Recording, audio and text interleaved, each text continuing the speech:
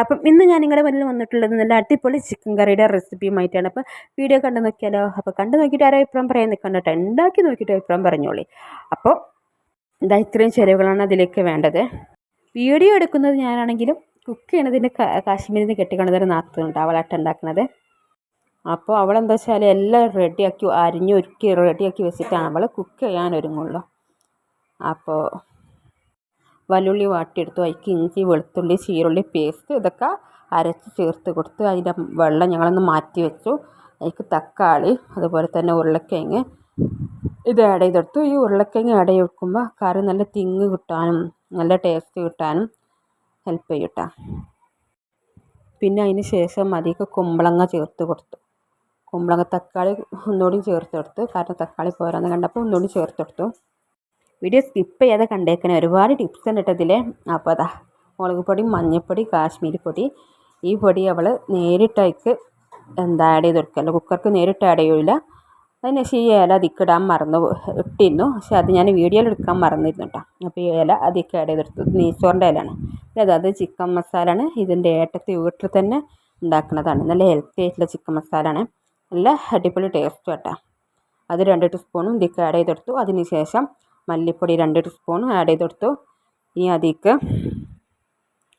നല്ല ചൂടുവെള്ളം ആഡ് ചെയ്തെടുത്ത് നന്നായിട്ട് കട്ട പിടിക്കാതെ നല്ല ഇളക്കി യോജിപ്പിക്കുക. ആ യോജിപ്പിച്ചതിന് ശേഷം കുക്കർക്ക് ചിക്കൻ ഇട്ട് കൊടുത്തു. ചിക്കൻ ഇട്ട് കൊടുത്തതിന് ശേഷം ഈ മുളക് പൊടി മഞ്ഞൾപ്പൊടി ഇതൊക്കെ പൊടികൾ ഇളക്കി യോജിപ്പിച്ച ഒരു ഇതുണ്ടല്ലോ, അത് ഇതിലേക്ക് ചേർത്ത് കൊടുത്തിട്ട് നല്ല ഇളക്കുക.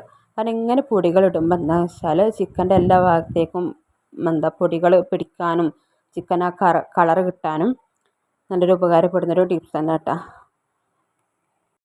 അപ്പോൾ ഇങ്ങനെയൊക്കെ ഇത് എന്തായി ചേരുവ ചേർത്തതിന് ശേഷം കറി കാണാൻ തന്നെ നല്ലൊരു ഭംഗിയുണ്ടായിരുന്നു, നല്ലൊരു ഭംഗിയുള്ളൊരു കളറും നല്ലൊരു ടേസ്റ്റ് ആയിരുന്നു. യോജിപ്പിച്ച് ഇളക്കി നല്ല യോജിപ്പിച്ചെടുത്തു. പിന്നീട് ഇതിൽ ഉപയോഗപ്പെടുത്തിയൊരു ടിപ്സ് എന്താണെന്ന് വെച്ചാൽ, നമ്മൾ കുക്കറിൽ കറിയൊക്കെ വെക്കുമ്പോൾ പുറത്തേക്ക് പോകാതിരിക്കാനും വേണ്ടി നമ്മൾ ഉപയോഗപ്പെടുത്താൻ പറ്റിയൊരു ടിപ്സ് കേട്ടോ. നിങ്ങൾക്ക് ഹെൽപ്പാകുമെന്ന് കരുതുന്നു. ഇതിലേക്കുള്ള വെള്ളം തിളച്ച വെള്ളം അതും യോജിപ്പിക്കുക. യോജിപ്പിച്ചതിന് ശേഷം അവൾ കുക്കറിനെ മൂടി എടുത്തതിന് ശേഷം അതിൻ്റെ വിസിൽ വെക്കണ ഭാഗത്തേക്ക് ഒത്തിരി വെളിച്ചെണ്ണ ഒഴിച്ചെടുക്കുക. ഈ വെളിച്ചെണ്ണ ഒഴിക്കുമ്പോൾ എന്താ വെച്ചാൽ പുറത്തേക്ക് തിങ്ങി വരാതിരിക്കും. അതുപോലെ അന്ന് ഇത് പറ്റില്ല എന്നുണ്ടെങ്കിൽ നിങ്ങൾക്ക് കറിക്ക് ടീസ്പൂൺ ഇട്ട് കൊടുക്കുക. ടീസ്പൂൺ ഇട്ട് കൊടുത്തു കഴിഞ്ഞാലും കറി പുറത്തേക്ക് തൊലിച്ച് പോകാതിരിക്കും. അപ്പോൾ വീഡിയോ നിങ്ങൾക്ക് ലൈവായിട്ട് ഞാൻ ചെയ്യണതാണ്, വിസിലടിക്കുമ്പോൾ തന്നെ കറി പുറത്തേക്കൊന്നും പോകാതെ. അപ്പോൾ നല്ല അടിപൊളി ടേസ്റ്റ് ഉള്ളൊരു കറി, ഈ കറി നല്ല ടേസ്റ്റ് ആയിരുന്നു കേട്ടോ.